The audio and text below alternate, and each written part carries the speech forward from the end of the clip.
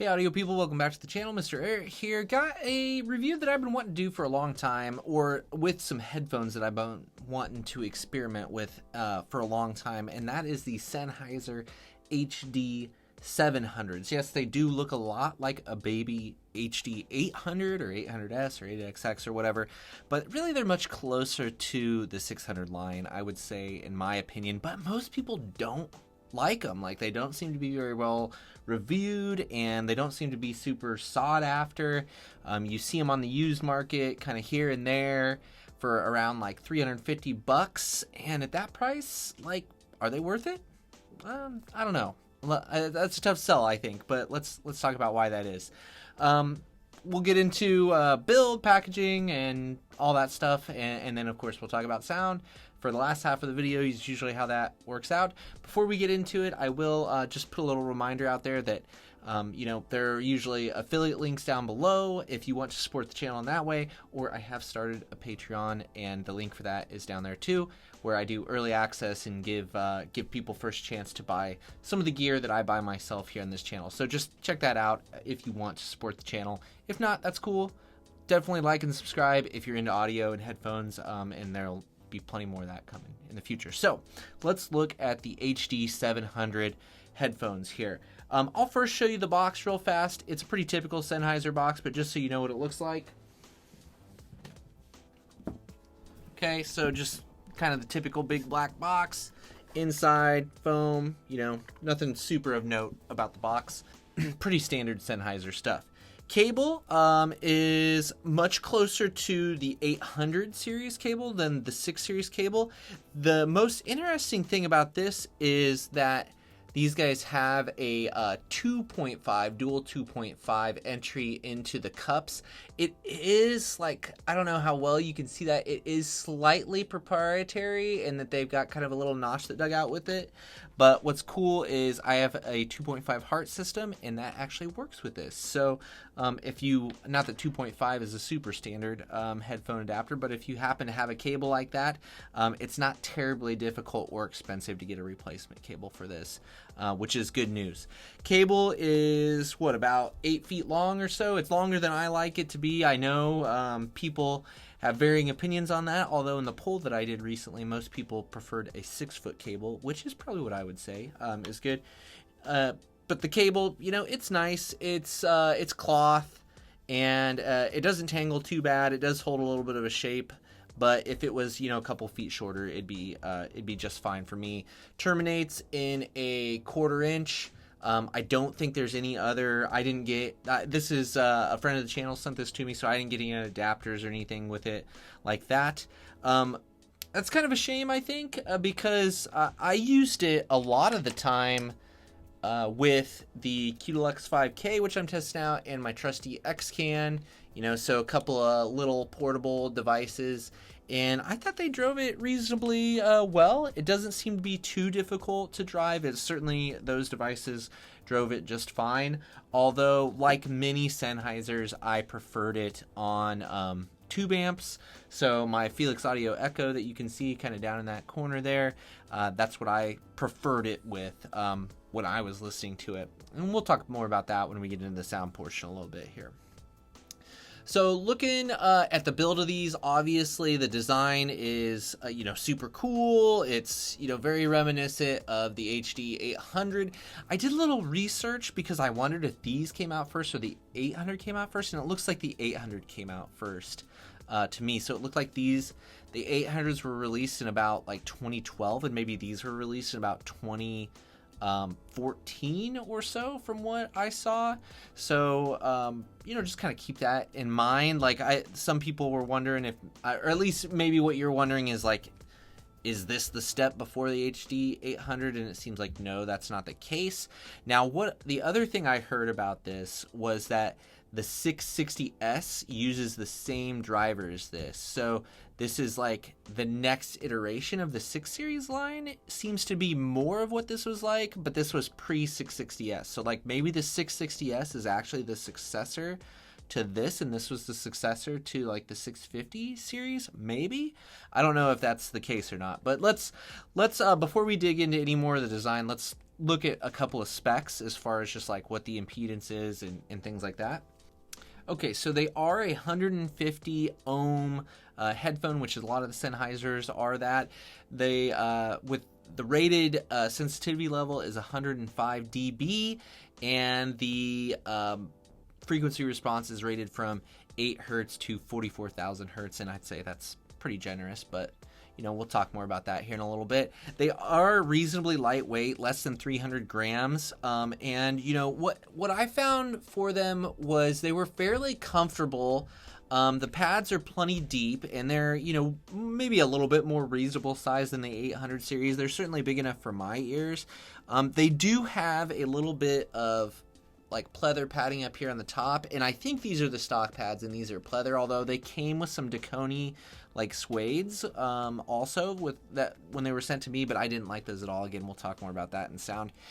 So I do find them pretty comfortable. The problem is for me is that they slide like slightly down my head as I'm using them when I was like walking around and doing that, and it definitely changes the frequency response. So as they kind of slide out of the optimal position in my mind, they kind of get a little bit muddier and lose some clarity. And that was just something I kept like having to readjust as I was like walking around my house using them. You know, maybe if you're just sitting at your desk or whatever, it's probably not a big deal. But for me, a lot of times I do my listening and I'm like using a portable device and I'm walking around doing house chores and things like that. So just something to keep in mind. One other thing that I'll just point out is, you know, the metal here, and this is the same on the 800 series, is it looks like it's solid, but it's actually like a mesh material. So just so you're aware of what that is. You can see the cable, it comes in at the back of the cup here. I like this design. I thought that was makes it gets the cable just kind of out of your way and sits it on your shoulders, so it's not you know, just not a big deal or not a mess.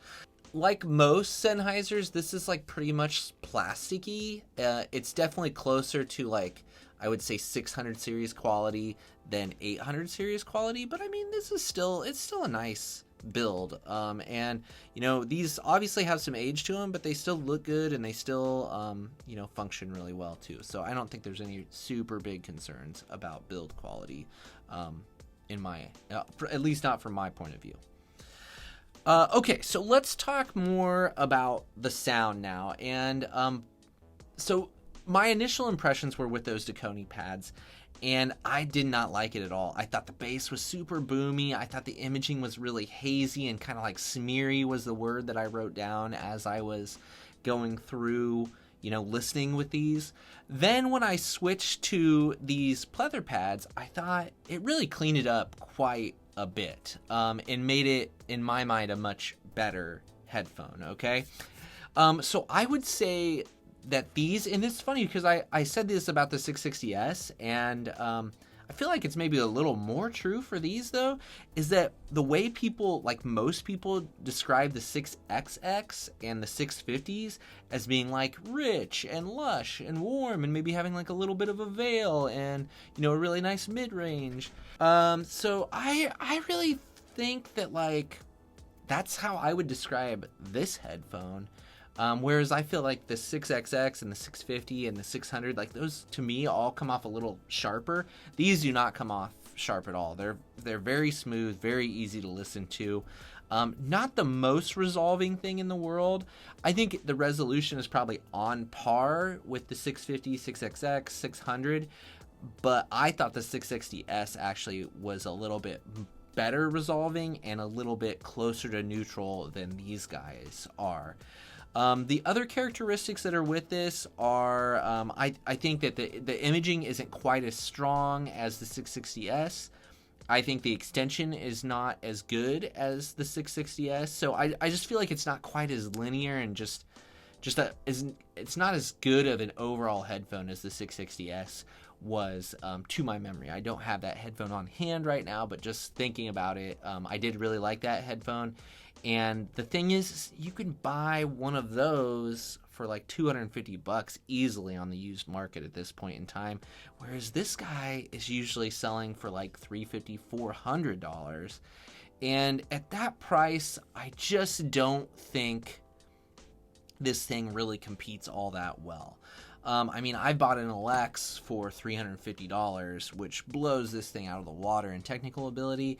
I would say something like the Sundara also blows this thing out of the water as far as technical ability goes. Now, whether you'll enjoy this headphone more than those or not, that probably kind of depends. If you're sharpness averse, if you're treble averse, then and you want like a little bit richer, lusher, thicker sound, then this guy might be something that you would look at. But really, I feel like the price of this guy, at least now, I mean, you can't really get him used, or excuse me, you can't really get him new as far as I know, but on the used market, I feel like $250, $200, certainly not $350, under $300 is what I would pay for these. I wouldn't pay any more than that. So what's interesting is that it is a very nice headphone to listen to. It doesn't have the technical chops, I don't think, to hang with the modern day stuff. Now, what I thought was interesting is you put it on a tube amp, an OTL like the Feliks Echo I have over here, and I feel like it really improves the sound quite a bit as far as tightening things up and just making it a more linear headphone, which is interesting to me, how that works. And not that I'm, an audio scientist or engineer or anything like that, but just that was my experience with it, is that was by far the best listening that I did with this headphone was with an OTL amplifier. So if you can find a set of these for under $300, if you're not like a Sundara type of person, if you're not a 6XX type of person, if you're not a 660S type of person, if none of those headphones do it for you, and you want something that's like kind of rich and fun and warm and just easy to listen to, that's when maybe I would look at these guys. Otherwise, I think there's quite a bit of stuff out there in this price range that probably outperforms it and, are just better all around. That being said, I mean, I don't know why these would get such a bad rap, really. I can see definitely how people would get these if they were coming from, say, like a 650 Sennheiser, and they would be like, it's not better, really. And, yeah, I kind of agree, right? Like, certainly if I would have bought these back in the day for, whatever they retailed for, like $700-800 or something like that, I'd been pretty disappointed, I think, with them. Especially if I was coming from like a 650 and expecting a huge upgrade. This isn't that. So not a bad headphone, just overpriced, I think, and probably doesn't really have a place in the market at this point in time, unless you're just like a Sennheiser fan and you think they're cool and you want to add them to your collection. Then, I don't think they're a bad headphone. They're just not great either. So, yeah, I think that'll do it on this one. Thanks for watching. If you have questions, comments, if you have an experience with the HD700, add that down below. Thanks, Segs, for sending them out for review. I appreciate supporting. And that's another great way to support the channel, I'll say, too, is if you just want to have maybe a unique piece of gear that you wouldn't mind loaning me for a couple of weeks for review, that'd be cool. So get in touch with me if you're interested in that, or drop a comment down below. And certainly, stay tuned for the next one. And I appreciate you watching. And hopefully I will see you real soon.